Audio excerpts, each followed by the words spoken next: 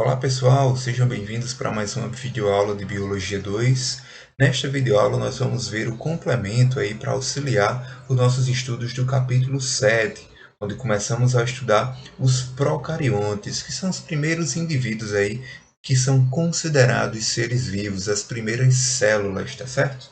Então nessa aula nós vamos compreender algumas características gerais dos integrantes desse reino, que também é conhecido como reino Monera.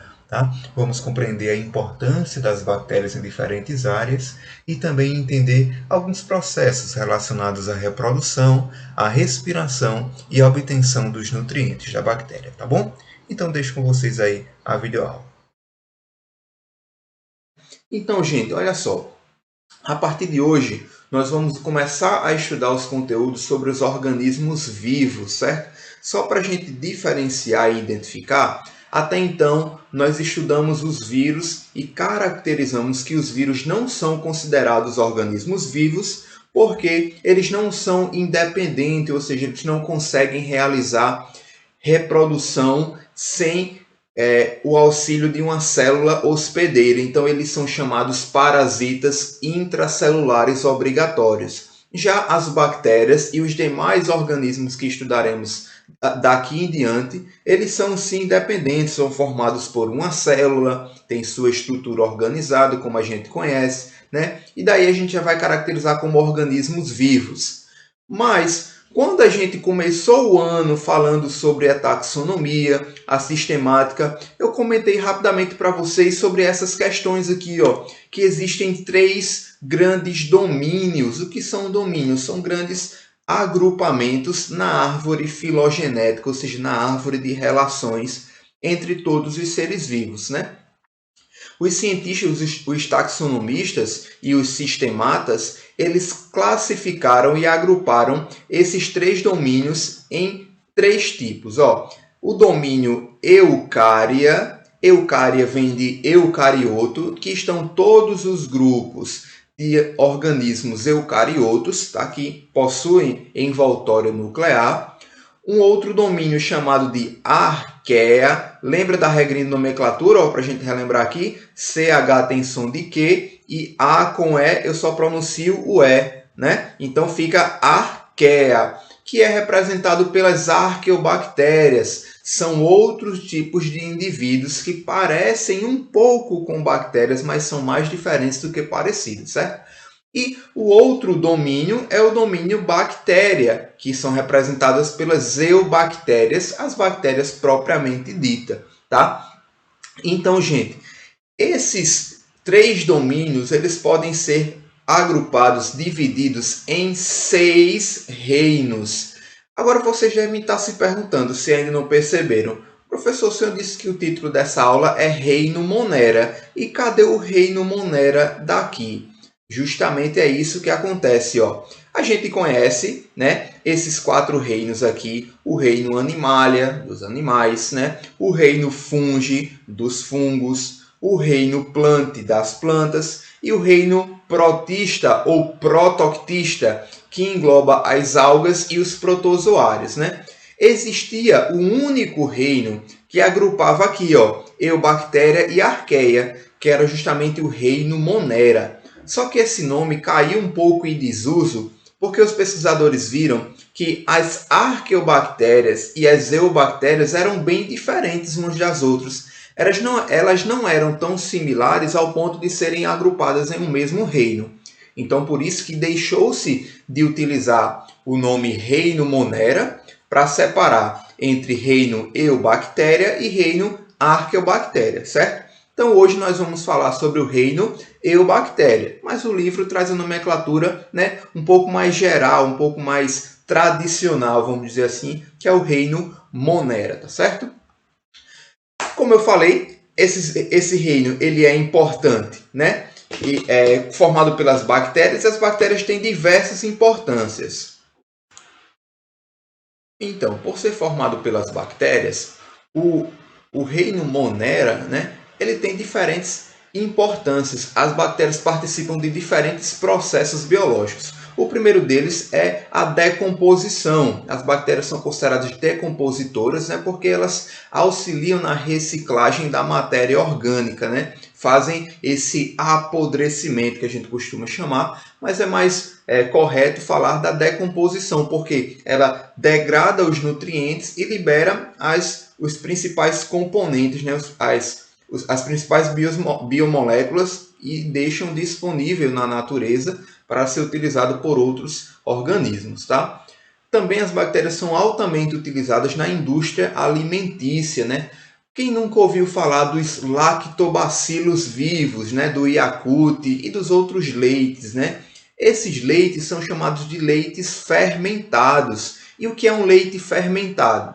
É nada mais do que um leite que é colocado para fermentar. E a fermentação, a gente vai falar um pouquinho lá na frente, é um processo de metabolismo realizado pelas bactérias. E os lactobacilos são tipos de bactérias que fazem a fermentação do leite. Lacto vem de lactose, lembra? Que é o carboidrato que está presente no leite. Então, tanto esses leites fermentados quanto diversos alimentos, né, laticínios provenientes do leite, eles são produzidos por meio da atividade de bactérias, certo? Então, são muito importantes na indústria de alimentos. Também as bactérias participam do ciclo do nitrogênio. Vamos estudar isso mais detalhadamente nos conteúdos de ecologia. Mas as bactérias têm a capacidade de fixar o nitrogênio atmosférico. Tanto bactérias que estão presentes nas raízes das plantas, como estão dispersas no solo. Essas bactérias conseguem absorver o nitrogênio atmosférico e assim fornecer para esses organismos, por exemplo, as plantas, né, para os outros animais também que precisam de nitrogênio, que se alimentam dessa bactéria, né? Por exemplo, aqui, ó, um coelho que está se alimentando das plantas, o coelho está absorvendo esse nitrogênio que estava nas plantas. O nitrogênio só chegou nas plantas devido à fixação por meio das bactérias. E como é que isso acontece? E para que isso acontece? Porque essa fixação do nitrogênio atmosférico na sua forma molecular, ele é convertido na sua forma orgânica, porque essa forma orgânica é que vai ser incorporada na estrutura dos aminoácidos. Lembra que a gente falou rapidamente de aminoácido? E o que é um aminoácido? O nome já está dizendo, ó, aminoácido. Então, amina tem composto nitrogenado. Então, para que um organismo, tanto um animal quanto planta, consiga produzir um aminoácido, ele precisa de nitrogênio. E esse nitrogênio, muitas vezes, é obtido por meio das bactérias, certo? Então, a construção das moléculas de aminoácidos que vão formar as proteínas, né, as carnes, né, os ovos, enfim, os alimentos ricos em proteínas, eles contêm o nitrogênio que vieram lá do ciclo da cadeia alimentar pela fixação do nitrogênio, beleza? Outra importância também das bactérias é que elas são altamente utilizadas na bioengenharia, ou seja, utilizando as bactérias, organismos vivos, com o propósito de tecnologia, o propósito de engenharia. E como é que isso é aplicado? Existe uma técnica de biotecnologia chamada técnica do DNA recombinante. A gente vai falar em outros momentos nas nossas disciplinas, né?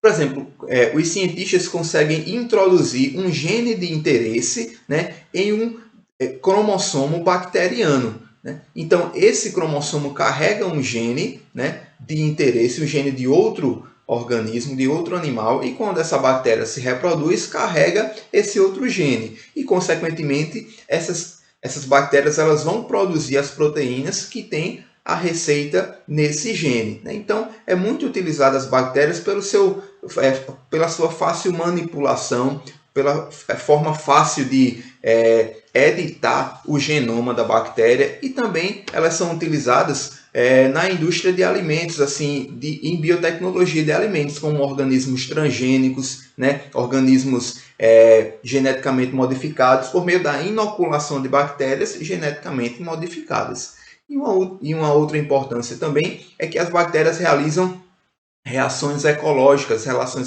por exemplo, a simbiose. Nós conhecemos que no nosso organismo, nos seres humanos, né, em outros mamíferos, a nossa flora intestinal, no intestino grosso e no intestino delgado, existem inúmeras bactérias. Vejam, existem mais bactérias no nosso intestino do que o número total de células do nosso corpo. Imagina aí a quantidade de bactérias que existe no nosso corpo.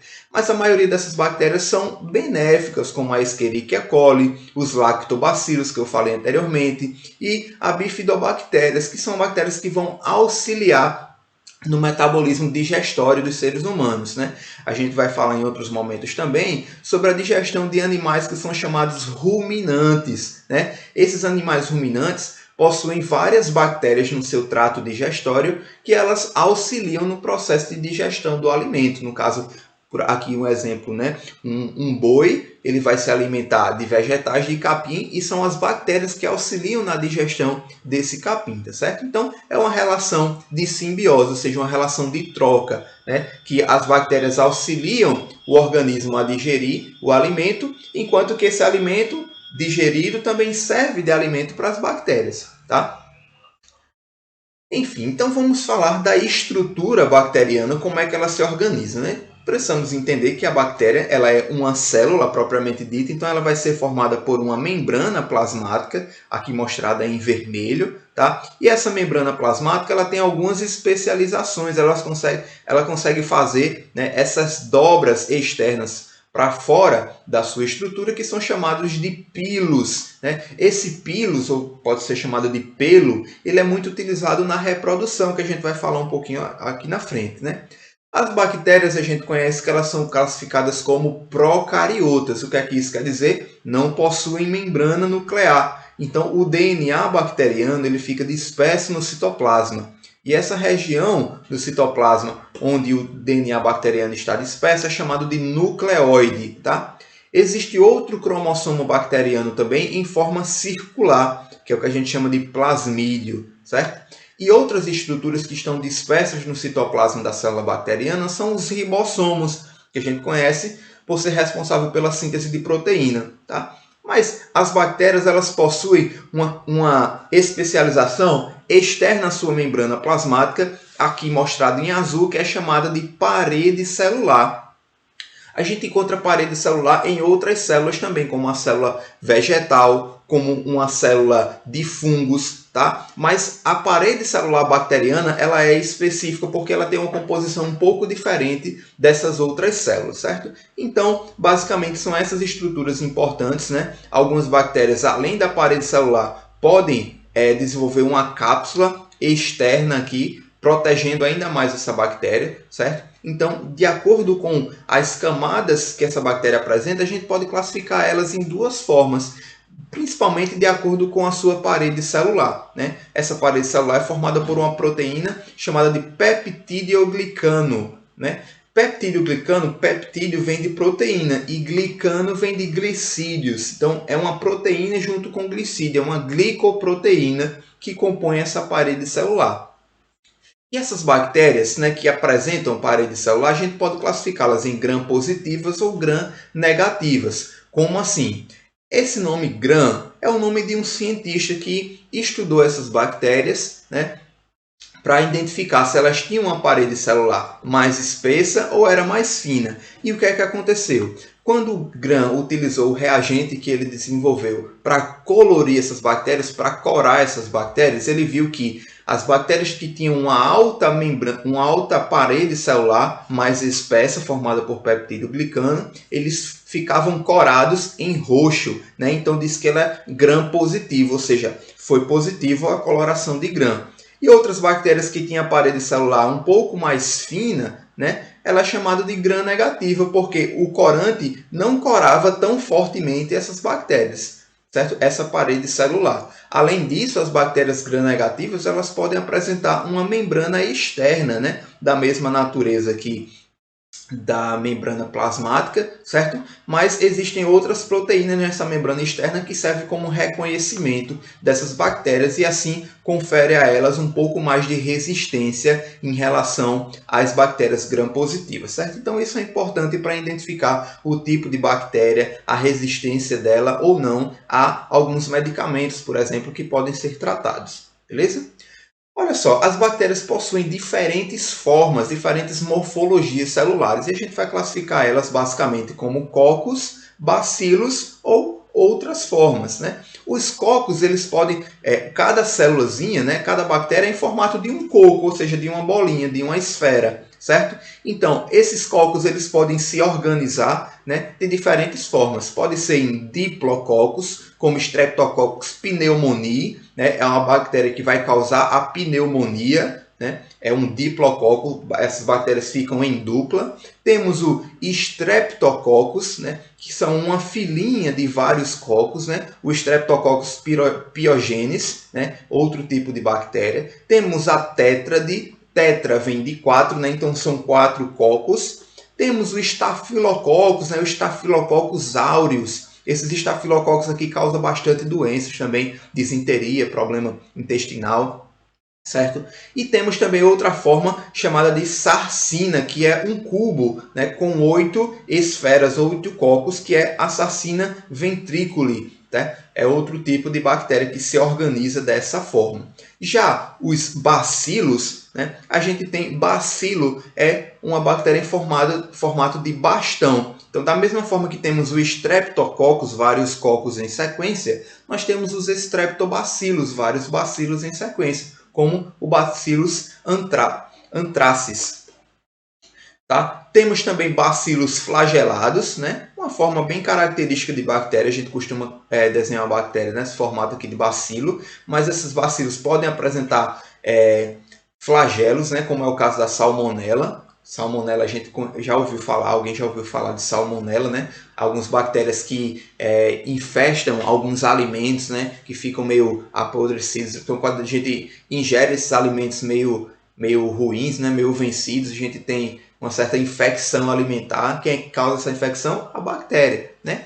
E também existem algumas formas bacterianas chamadas de endósporos, né? Que são, no caso, os Clostridium botulinum, né? Bactérias que vão produzir a toxina botulínica, certo? Que é o famoso Botox, né? O Botox, a toxina botulínica, é uma toxina produzida por essa bactéria que ela é altamente tóxica ao indivíduo, né? Em quantidades muito pequenas. Mas o tratamento com Botox que as pessoas injetam na pele, né, é uma quantidade, né, ainda muito menor do que a quantidade letal, porque essa toxina, ela meio que destrói as células do tecido. Então, como você coloca uma quantidade de Botox um pouco menor, vai destruir só aquelas células já velhas, né? Para renovar os tecidos da pele, por exemplo. E outro tipo de bactéria, tá? É os vibriões. Vibriões parece um bacilo, mas ele é meio dobradinho, assim, em formato de vírgula, certo?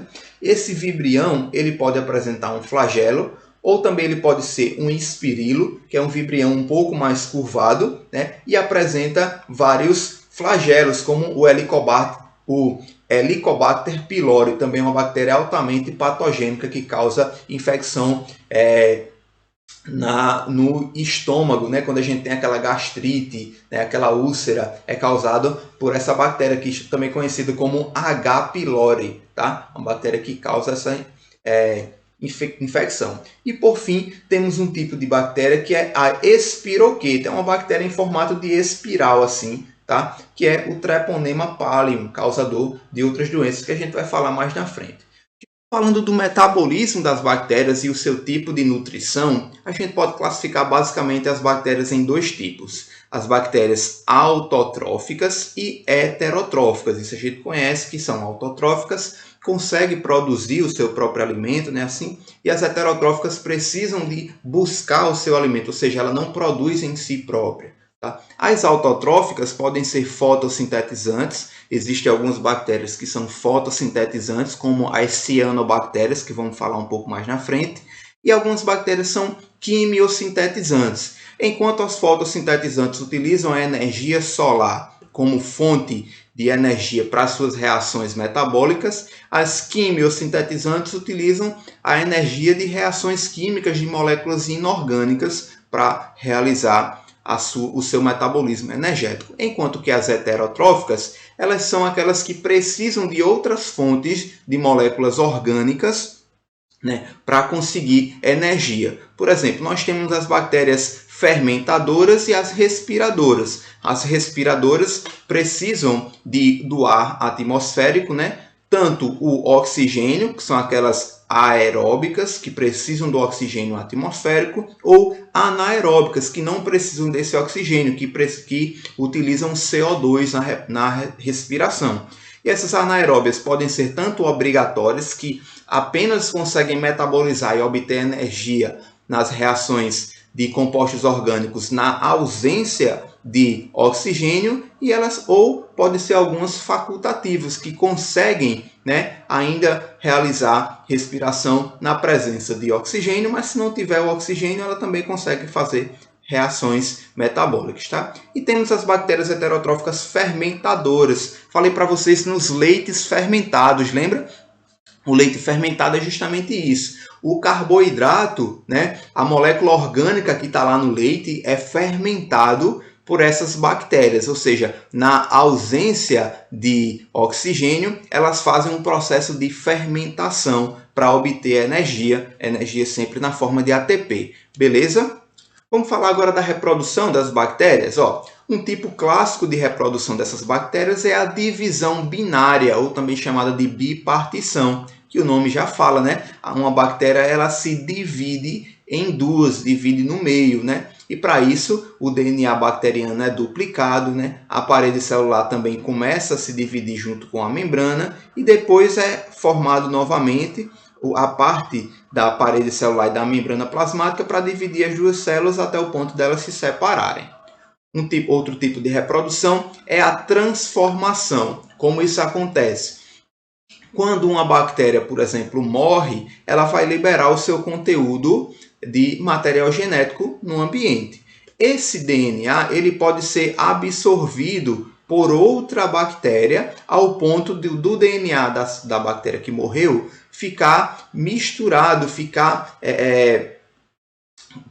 agrupado nesse DNA bacteriano, nesse cromossomo da célula receptora. Assim a gente tem uma troca, uma mistura de material genético, tá? E assim caracteriza um tipo de reprodução. Essa célula aqui, né, ela já não é a mesma da célula mãe, então ela mudou o seu conteúdo genético, né? Então caracteriza como um tipo de reprodução por transformação, ela se transformou, certo? Foi formado um DNA recombinante. Outro tipo é a transdução. Aqui a gente vai precisar lembrar daquele ciclo de reprodução lá dos vírus, né? O ciclo lisogênico, certo? Olha só, se por um acaso um vírus, né? Preste atenção aqui, ó.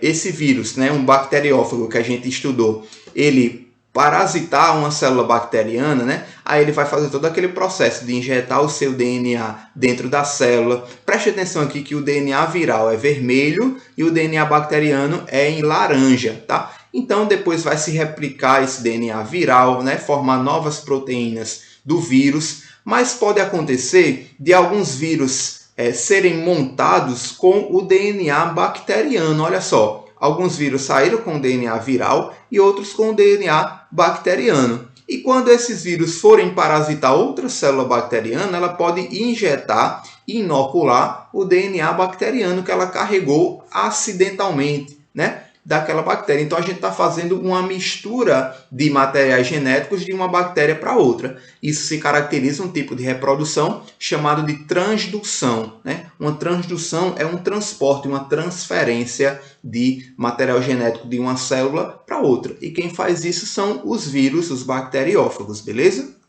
Mais um tipo de reprodução é a chamada conjugação. Aqui é onde entra aquilo que eu falei do pilo sexual ou do pelo sexual. Esse pelo serve para fazer trocas de material genético. Ele permite a ligação de uma célula com a outra e assim forma-se um tubo de conjugação para trocar DNA, basicamente o DNA plasmidial. O plasmídio é aquele cromossomo circular menorzinho da bactéria. Então, ela pode enviar o seu plasmídio de uma célula para outra e assim as células se tornam transformadas, assim o seu conteúdo genético se torna modificado. E isso aconteceu por meio da conjugação de duas bactérias. Beleza, gente?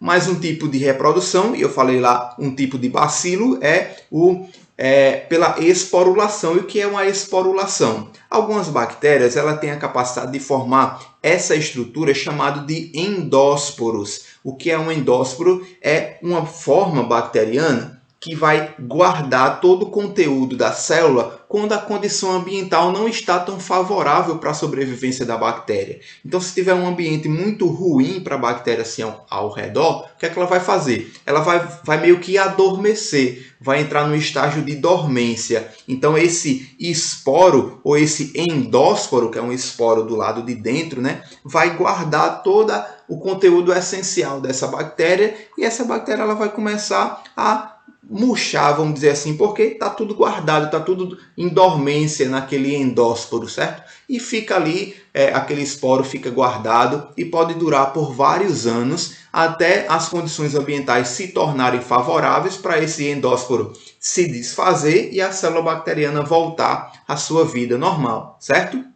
Então, esse é um tipo de reprodução que a célula consegue se reproduzir posteriormente, depois de um tempo. Tá? Aqui caracterizando uma reprodução assexuada, da mesma forma da divisão binária, que a célula não ocorre troca de material genético, ela apenas copia o seu DNA e manda a cópia para as células filhas. Então, se são cópias, não tem variabilidade genética, é uma reprodução caracterizada por assexuada. E as demais que a gente falou, que ocorre troca, né? Transdução, conjugação, né? Transformação, ocorre troca, ocorre mistura de material genético, assim caracterizando uma reprodução sexuada. Beleza, gente? Aí, só um resuminho básico das doenças bacterianas que nós vamos falar nas próximas aulas das bacterioses, né? A gente vê várias células, várias bactérias que podem causar essas doenças, né? Doenças que a gente conhece como o tétano, a pneumonia, tuberculose, leptospirose. Vamos falar um pouquinho de cada uma delas, né? Algumas doenças bacterianas, elas são curadas pela vacinação, né? Algumas apresentam vacinas, mas a maioria das doenças bacterianas são tratadas com antibióticos, certo? Então, os antibióticos, o nome já está dizendo antibio, né? Antivida. Então, não pode se tratar um vírus com um antibiótico, porque o meio de ação do antibiótico não serve, não consegue atacar os vírus. Olha só um exemplo. Esses antibióticos aqui, a penicilina, a cefalosporina, a vancomicina, eles atuam na inibição da síntese da parede celular microbiana. Ora, os vírus possuem parede celular de peptidoglicano? Não, o vírus não tem parede celular, o vírus nem é uma célula, então não adianta tratar uma virose com um antibiótico. Tá entendendo? Por isso que a gente tem que entender como é que se organiza esse organismo, esse indivíduo, para poder atuar especificamente na sua estrutura. Outros antibióticos, como a eritromicina, atuam na síntese de proteína, né? As bactérias têm o ribossomo, né, para produzir proteína, então esses antibióticos podem impedir, né, inibir a atividade dos ribossomos e, consequentemente, a síntese de proteína. Temos as sulfonamidas e a trimetopina, outro antibiótico que atua na síntese de nucleotídeos, ou seja, na duplicação desse DNA. Síntese de nucleotídeo, nucleotídeo é um composto, né, a unidade que vai formar a cadeia de DNA. Se não está ocorrendo síntese de nucleotídeo, esse DNA não consegue ser duplicado, a célula não consegue se reproduzir, não consegue duplicar o seu material genético para se copiar. Então, inibe, reduz a reprodução bacteriana e, consequentemente, a doença, né? Outros também, a polimixina B e a colistina interferem na membrana celular bacteriana, né? Então, outro tipo de atividade. E existem inúmeros tipos de antibióticos que podem ser tratados as doenças bacterianas, certo? Na próxima aula, nós vamos falar sobre as doenças bacterianas. Eu queria finalizar falando rapidamente sobre as cianobactérias, que são um tipo de bactéria que são fotossintetizantes. Se elas são fotossintetizantes, elas possuem clorofila, que é o pigmento que ajuda na fotossíntese, né? Por isso que elas têm essa coloração meio esverdeada. Então, quando a gente vê aquele lago ou aquele rio um pouco esverdeado, pode ser várias cianobactérias que se reproduziram, se multiplicaram e estão altamente acumuladas naquele ambiente, certo? E olha só, uma cianobactéria, ela parece um pouco com a bactéria, né? Ela não tem membrana nuclear, o seu DNA fica disperso em forma de nucleóide aqui, certo? Vai apresentar ribossomos para a síntese de proteína, né? Tem a sua parede celular e a membrana plasmática, e uma característica particular dessas cianobactérias é que elas têm o envoltório externo como uma cápsula, né? Externamente a parede celular, né? Que é um envoltório meio viscoso, que é chamado de mucina, que é uma proteína um pouco viscosa que dá esse envoltório às cianobactérias. E outra característica particular delas é que elas apresentam essas lamelas, que são chamadas de lamelas fotossintéticas, certo? E o que são essas lamelas ou membranas fotossintéticas? São as membranas que possuem os pigmentos fotossintetizantes, né, chamados de cianossomos. Né? A gente conhece, por exemplo, a clorofila é um pigmento fotossintetizante. Né? E esse pigmento fotossintetizante vai estar dentro dessas bolsinhas que estão nas membranas fotossintéticas. Esse cianossomo é onde vai estar os pigmentos que a cianobactéria vai conseguir absorver a energia luminosa, né, para realizar as suas reações de fotossíntese. E quando a gente estuda a cianobactéria propriamente dita, a gente vê que ela tem uma certa semelhança àquela organela que a gente conhece como cloroplasto, né, que é uma organela que está presente nas plantas e nos organismos eucariotos fotossintetizantes. Por quê? Porque um cloroplasto ele é formado por duas membranas, né, uma membrana interna e outra membrana externa. E aqui a cianobactéria, né, ela tem a sua membrana interna e a sua parede celular de fora. E o que é que aconteceu? Essa relação entre o cloroplasto e a cianobactéria entra lá nas teorias de origem da vida, na teoria endossimbiótica, que as cianobactérias, quando foram endocitadas por uma célula eucariótica, né, ao passo da evolução, elas se tornaram a organela que realiza a fotossíntese dentro de uma célula eucariótica. Então existe essa correlação entre cianobactérias e cromossomos e cloroplastos pela semelhança de estrutura. Né? O cloroplasto apresenta nucleóide também no seu interior. Os granos, que são o conjunto de tilacoides, né, são semelhantes às lamelas, né, fotossintéticas que apresentam as cianobactérias, né, e nessas lamelas estão os pigmentos fotossintetizantes. Então, essa similaridade, né, sugere a evolução de uma cianobactéria que foi fagocitada por uma célula eucariótica e se transformou num cloroplasto. Beleza, gente? Então é isso, pessoal. Finalizamos aqui esse conteúdo. Recomendo a leitura do nosso capítulo 7, tá? Das páginas 375 a 380. Já estamos no volume 2, então caso você ainda não esteja com o livro, você pode acessar esse conteúdo na plataforma digital do site do Portal Eleva, certo? Então, recomendo aí a leitura para a gente ir conhecendo um pouquinho mais desse conteúdo, tá certo? Um abraço para todos vocês e até o nosso próximo encontro. Valeu!